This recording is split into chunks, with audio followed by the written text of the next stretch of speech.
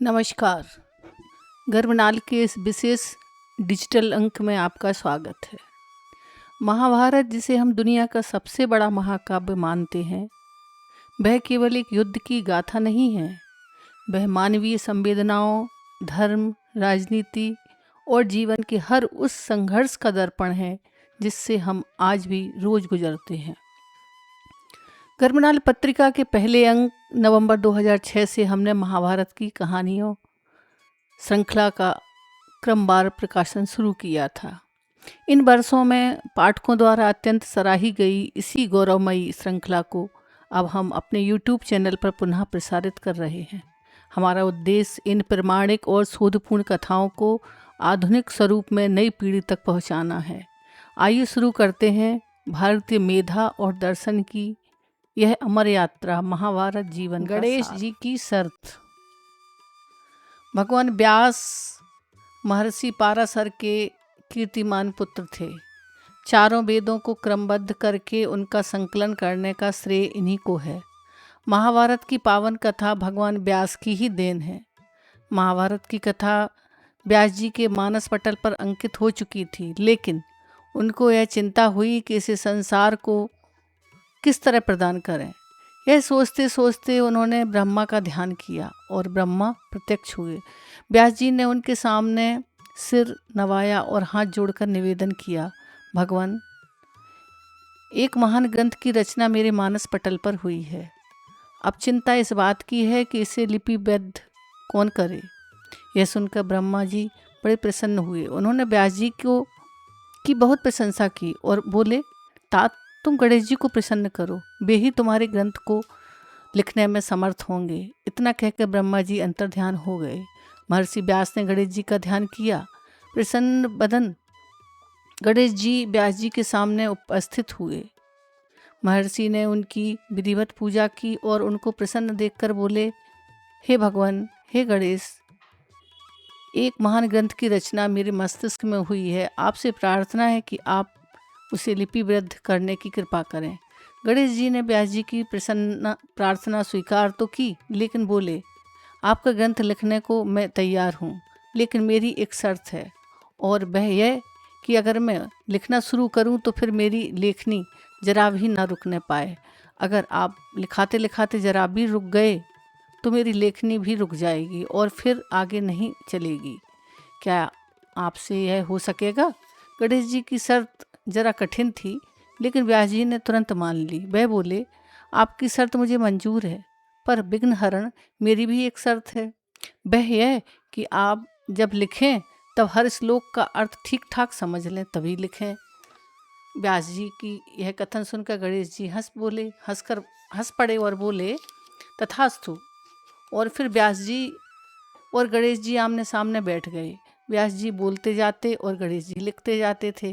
गणेश जी की गति तेज थी, इस कारण बीच बीच में व्यास जी श्लोकों को जरा जटिल बना देते, जिससे गणेश जी को समझने में कुछ देर तो लग जाए और उनकी लेखनी कुछ देर के लिए रुक जाती थी।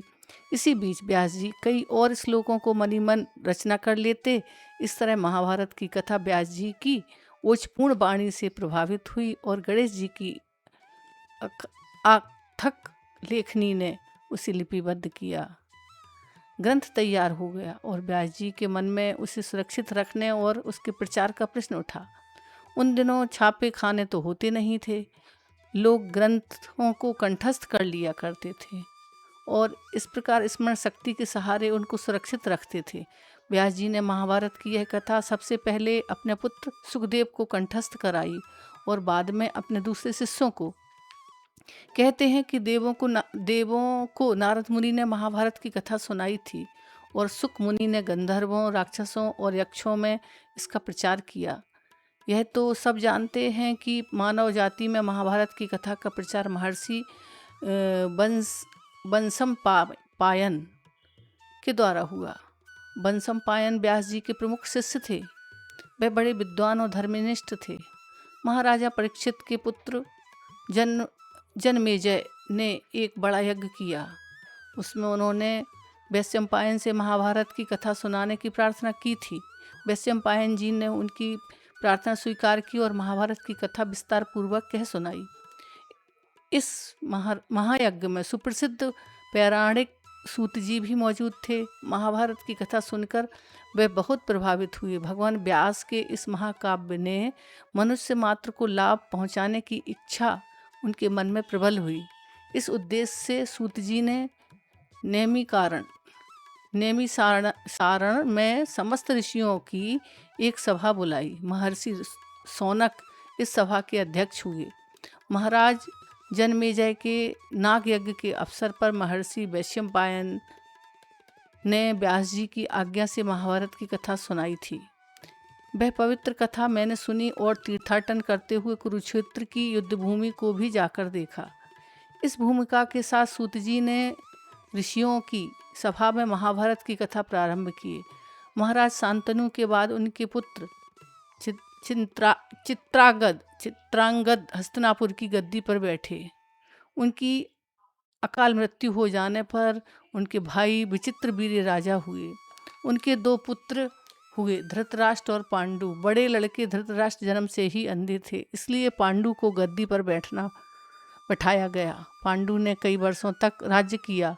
उनके 2 रानियां थीं, कुंती और माद्री। कुछ काल राज्य करने के बाद पांडु अपने किसी अपराध के प्रायश्चित करने के लिए तपस्या करने जंगल में गए।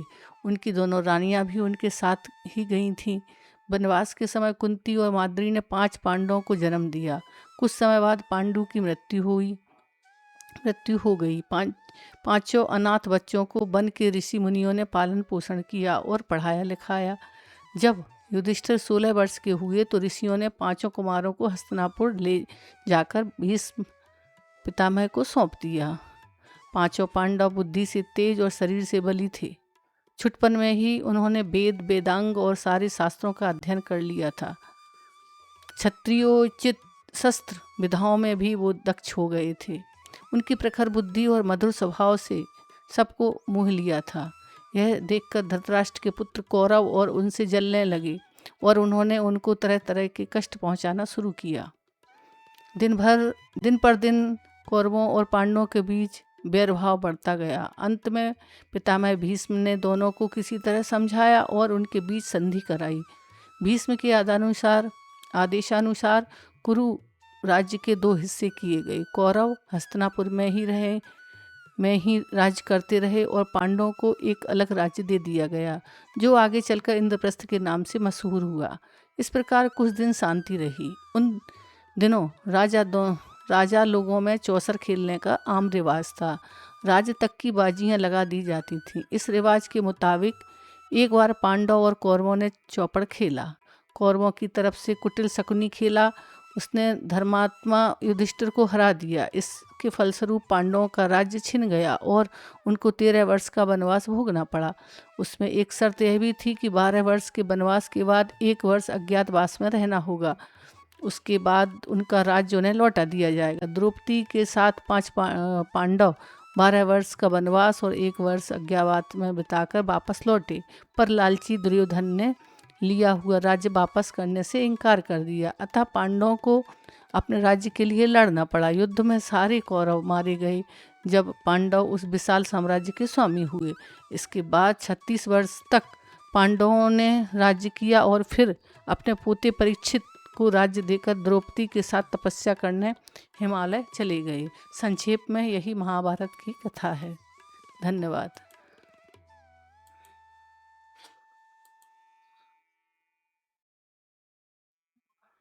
व्यास जी ने इस पावन कथा को सबसे पहले अपने पुत्र सुखदेव को कंठस्थ कराया। बाद में महर्षि वैशंपायन ने राजा जनमेजय के यज्ञ में इस कथा का विस्तार वर्णन किया है, जिससे यह जन जन तक पहुंची। हमारा संकल्प गर्भनाल का उद्देश्य अपनी समृद्ध साहित्यिक विरासत को सहेजना है। हमारा संकल्प है कि आगामी 365 दिनों तक हम प्रतिदिन साहित्य और मूल्यों से जुड़ी एक नई कहानी आप तक पहुंचाएं। इस कहानी का विस्तृत पाठ आप हमारी वेबसाइट पर पढ़ सकते हैं। अगर आपको यह ऐतिहासिक श्रृंखला पसंद आ रही है तो चैनल को सब्सक्राइब करें। कल की कड़ी में हम सुनेंगे कुरुवंश की वंशावली और संक्षिप्त परिचय। नमस्कार।